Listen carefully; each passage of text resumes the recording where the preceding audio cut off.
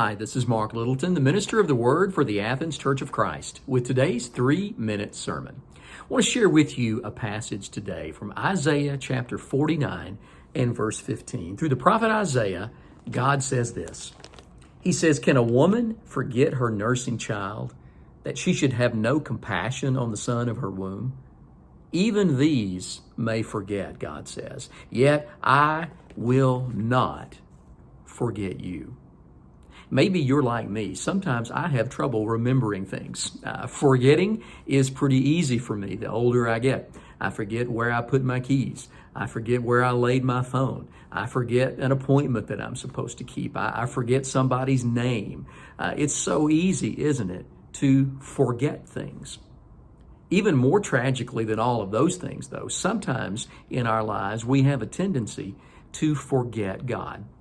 We get so busy with other things that are going on, we sort of push God to the periphery of our lives, and we kind of give Him the leftovers if we give Him anything. We forget God.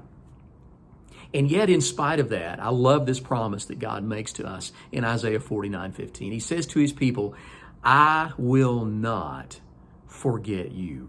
And I love the comparison, the analogy that he uses. He talks about a woman who has a nursing child. And he says, can a woman forget the child that she's nursing, the child that she has given birth to and brought into this world? Man, there's no way that a woman could forget the child that she's nursing, this child that she loves.